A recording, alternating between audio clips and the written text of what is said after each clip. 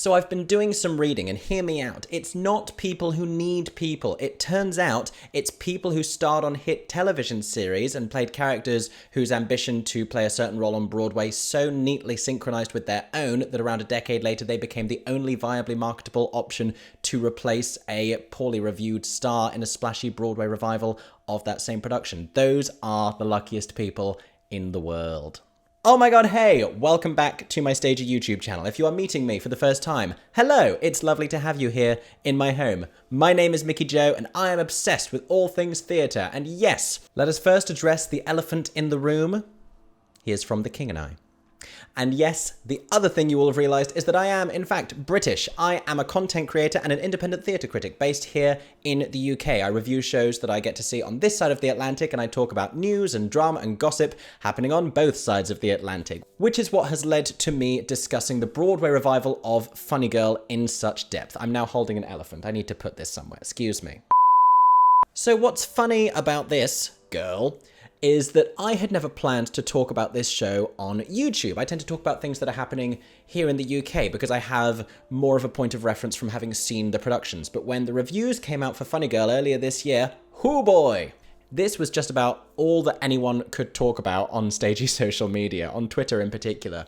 And so my boyfriend Aaron encouraged me to make a video. He said, you should really talk about this. So I made this little video where I talked through some of the reviews and kind of analysed some of the other factors at play and some of the context to do with this very much anticipated Broadway revival and some of the other elephants in the room. You're back, buddy. Visual reference for what I'm talking about here.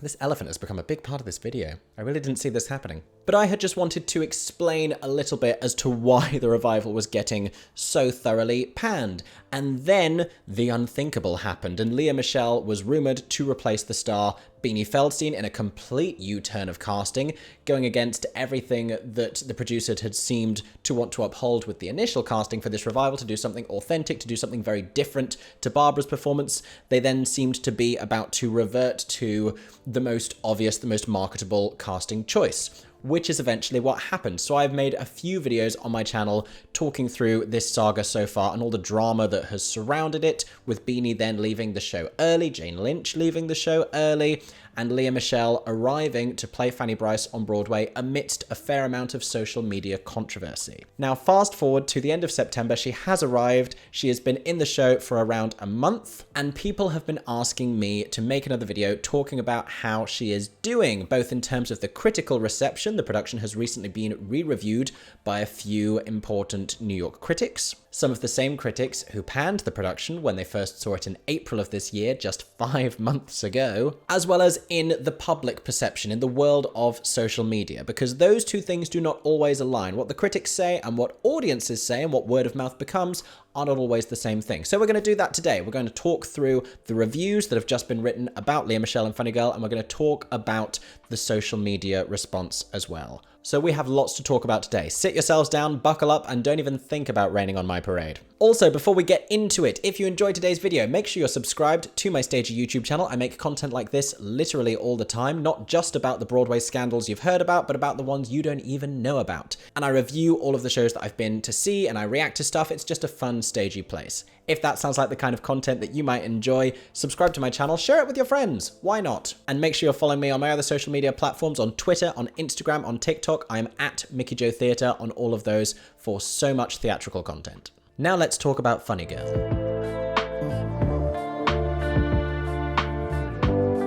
So the early weeks of Lea Michele's run in Funny Girls were kind of treated like a preview period, and unfortunately, it did not line up very well with the timing of the universe that she contracted COVID during this time. An understudy, Julie Benko, who has been getting great reviews, who filled in for Beanie Feldstein during her occasional absences and filled in for the gap in between Beanie Feldstein's abrupt early departure and Lea Michele's planned start date, Julie went on instead, as well as the other understudy for the role of Fanny Brice. Her name is Effie Ardema. So unfortunately, with all of the buzz of people coming to see Lea Michele in Funny Girl, and by people I mostly mean metropolitan New York homosexuals, as well as the smattering of Glee fans that continue to exist. Stay strong, people. Stay strong. She had missed some of those performances because she had COVID, but the theatre gods work in mysterious ways because this gave her just enough time while she was recovering in her home to make herself a TikTok account.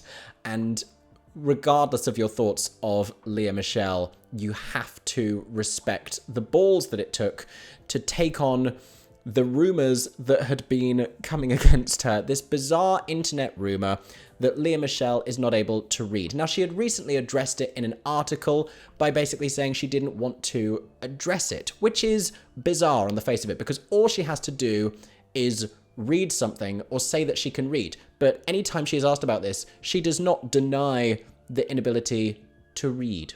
No, what she did instead, after duetting a viral meme about her own opening night performance in Funny Girl, sort of parodying her Rachel Berry persona with a Super Bowl style arrangement of Don't Rain on My Parade, which is hilarious if you haven't seen it, she then followed up with a second TikTok in which she was pretending to call Jonathan Groff to ask him to read her the comments from her first TikTok, making her now in on the joke and instantly deflating its coolness for anyone who wants to continue making jokes about it. And it's kind of crazy that this is all she had to do the entire time to make us all stop joking about Lea Michele not being able to read, was for her to just find a way to laugh at herself. Which I do think is a really important quality in a performer if you want to have a likable persona. And say what you will about Lea Michele being talented, a likable persona is something that she has struggled to curate for years, whether it's because of people equating her real life personality with her Rachel Berry diva attitude that her character had on Glee, or whether it's because of the various allegations of racial microaggressions and diva behavior on the set of Glee.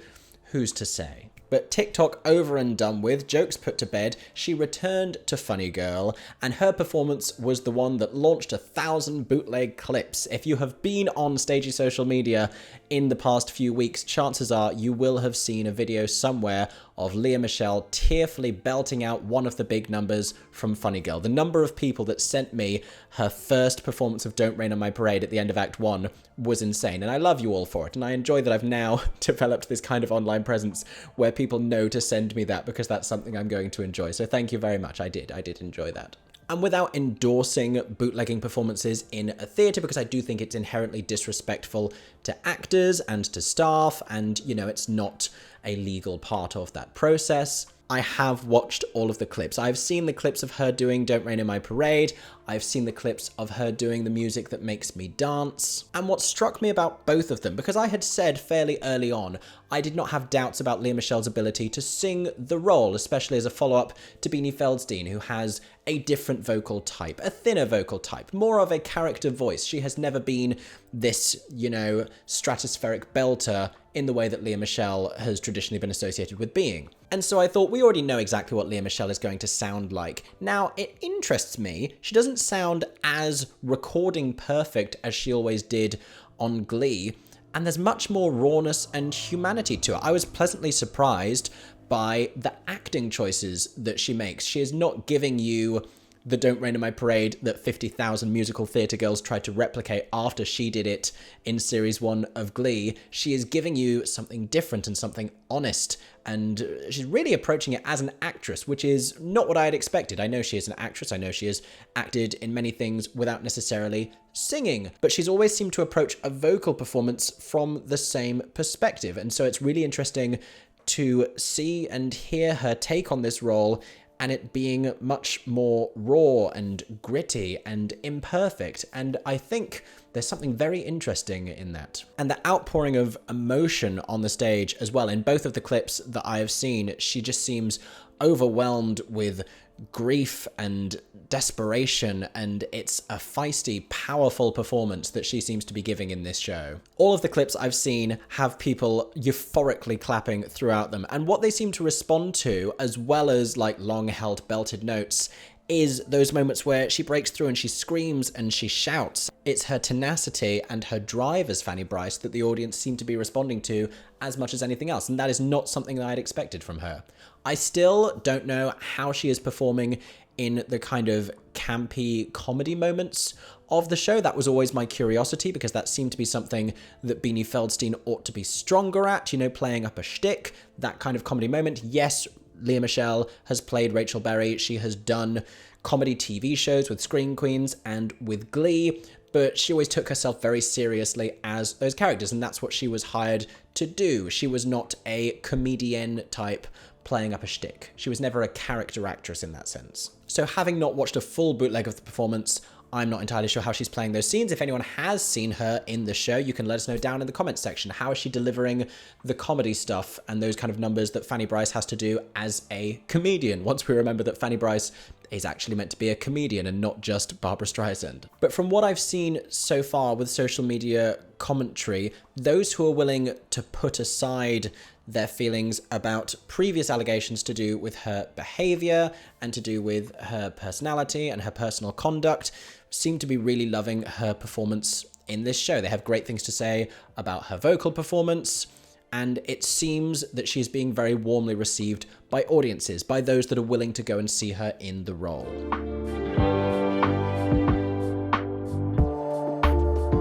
And celebrity friends have rallied around her as well. Her former Scream Queens co-star Jamie Lee Curtis recently went to go and see her in Funny Girl. So Jamie Lee took some time off of promoting her charity on The Real Housewives of Beverly Hills to go see Lea Michele in Funny Girl in New York at the August Wilson Theatre, and posted no less than 4 on-the-grid Instagram posts about it. Now, this is a woman who is very liberal with an on-the-grid Instagram post, if you've seen her social media, but she was just so supportive of Lea Michele. No one is supporting anyone harder in anything in life than Jamie Lee Curtis is supporting Lea Michele. We all need a Jamie Lee Curtis in our life, to be completely honest. She said, "I will be able to tell my grandchildren, should I be lucky enough to have them, that I saw Lea Michele in Funny Girl on Broadway. She is simply a revelation." That was in all caps, that's why I'm yelling. "If you can get to NYC, try for tickets." And she said more. Lea Michele was born to play Fanny Brice. That was all in caps. She means that very much. She was loose and funny and displayed a deep well of emotion and conflict. Great chemistry and one of the great voices on the Broadway stage in the role of her lifetime. That's probably true. Thrilled to bear witness to a true Broadway legend at the top of her game, and it's only her 5th effing performance. Cannot wait to see how she continues to command the stage for months and months and months. I mean, everything else aside, it's really lovely to see Jamie Lee Curtis, who just seems to be this ball of compassion and love and warmth of a human, just celebrating her friend and, you know, uplifting her in a time when the internet has been very divided about Lea Michele's performance. I do want to address some of the, not the elephant in the room, not at this time. I do want to address some of the backlash against Lea Michele. And, you know, I do have a perspective on it. And I do think that the extent to which we've heard these allegations multiple times, that it would stand to reason that there is a certain amount of truth to it. I don't dispute any of that. But I do also often think that acting is this strange profession, and I think it's because actors get applauded by a lot of people on a physical stage, and for that reason people seem to demand that for you to be an actor and for you to have that platform where it gives you this celebrity status simply by acting in a production or in a role or in a show, that you have to be a good, upstanding, morally perfect person. And I'm not saying that we shouldn't strive for that. We should all strive for that. Everyone should attempt to live good, upstanding, moral existences. We all owe each other a certain responsibility of kindness, and I do not celebrate the kind of behavior that Lea Michele has been accused of. However, I do think that there is a difficulty in hearing that someone has treated their co-workers badly and then suggesting that they ought never to be able to work again in their chosen field. Or to say, you shouldn't be able to act on Broadway, you have to go take another job because those other jobs are less than.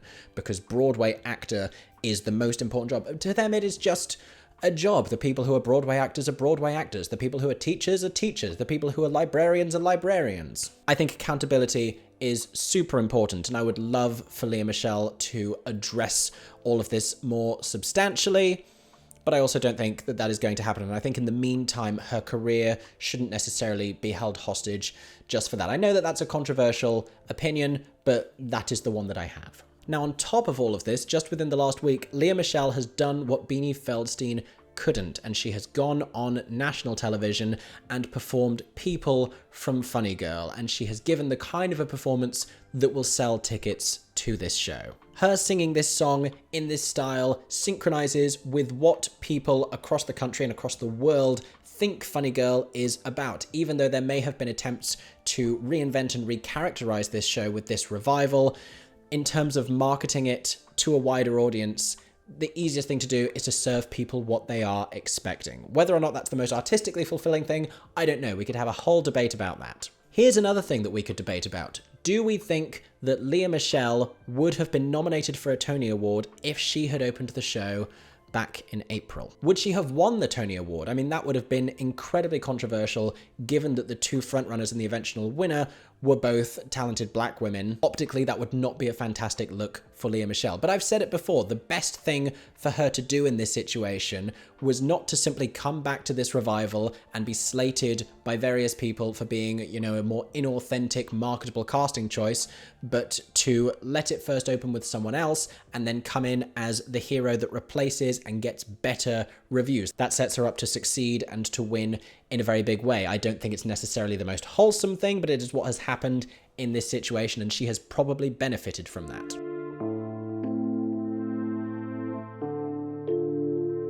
So now let's talk about the reviews that have just been released for this production. So one of the returning critics has been Jesse Green for the New York Times. Now, the first time he saw the show, he wrote that Beanie Feldstein is not stupendous, she's good, funny enough in places, immensely likable. He said her voice was solid and sweet, but not well suited to the music. On his return, he writes that Lea Michele, who took over the role on September 6th, turns out to be that stupendous Fanny, which is a ridiculous turn of phrase that means something slightly different depending on which side of the Atlantic you're from. Both vulnerable and invulnerable, kooky and ardent, she makes the show worth watching again. She can't make it good, though. Michael Mayer's production is still garish and pushy, pandering for audience overreaction. A confetti cannon tries to put an exclamation point on a dud dance. Ouch. Many of the minor players overplay. These kind of notices will not make her popular within this company, and I do not envy the position that she is in coming into this role with this cast, who have seen everything that has gone down before, and a great many of whom probably had a tremendous affection for Beanie Feldstein, who by all accounts seemed to be pushed out of this production by producers. Even if Lea Michele is the loveliest person in the world to all of her co-workers,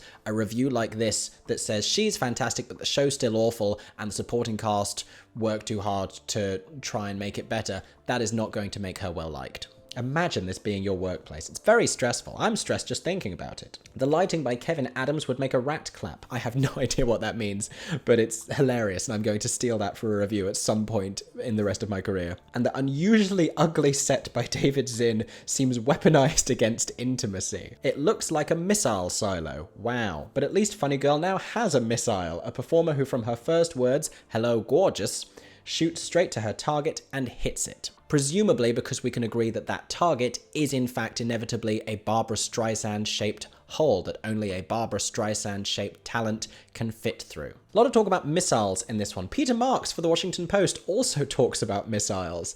He says, when Lea Michele launches missile-like into Don't Rain on My Parade, something very militaristic and weaponizable about her performance, clearly. She doesn't just bring down the house, she brings down the whole darn block, and presumably apologies are made to the other residents of that particular street.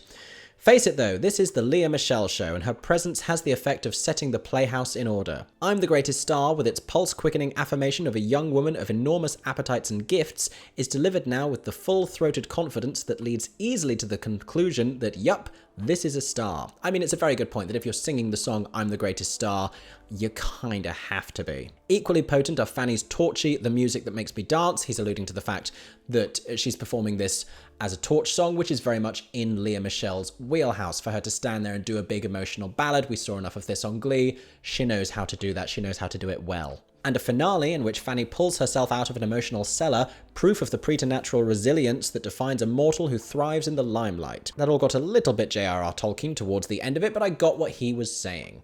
Interestingly, there's been a lot of talk about whether or not they ought to add in My Man to this production. Now, this has never been a part of the show. In its place in the stage version has always been The Music That Makes Me Dance, but in the film, Barbara sang My Man. Lea Michele recreated that performance that was made to look exactly the same while she was on Glee. We know she can sing that song, and it's a more popular, more well-known version of that song, rather than The Music That Makes Me Dance, which is a great song. So I have no preference for either, and I think let's keep the Broadway show, but a lot of people do want her to sing My Man. Another critic who was returning to the production, having seen it originally in April, was Johnny Oleksinski for the New York Post. Now, I've talked about Johnny a little bit here recently on my channel.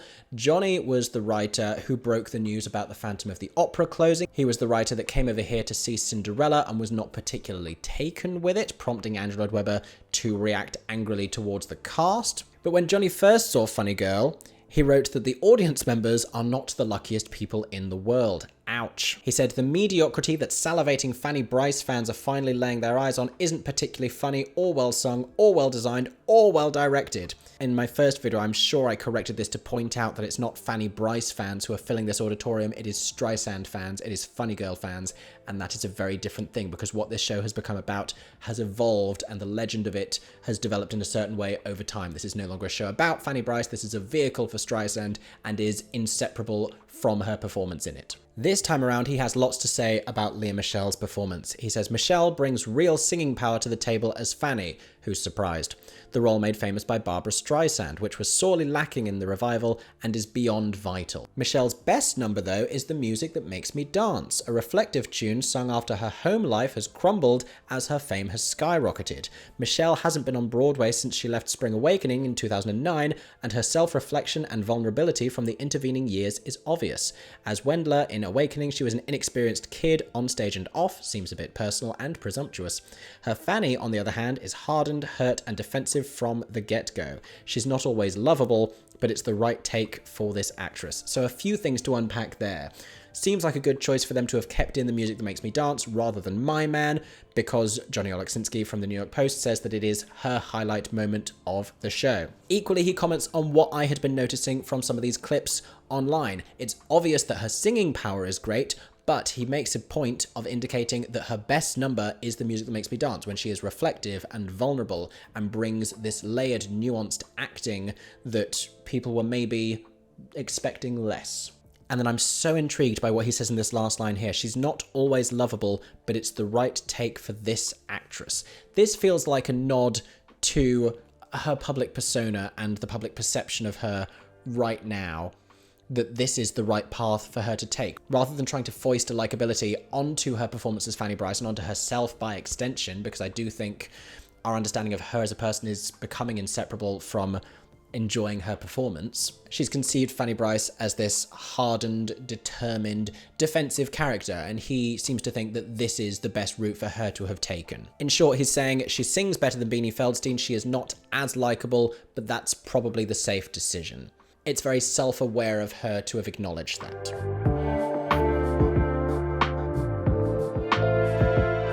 And that is what the critics so far have been saying about Lea Michele as Fanny Brice. I have never been to New York, so I have not yet been able to go and see this production. I am hopefully planning a trip at some point on the horizons. If anyone wants to help me out with New York accommodation, I know I ask this a lot, but it's expensive. Feel free to email me at mickeyjoetheatre@gmail.com.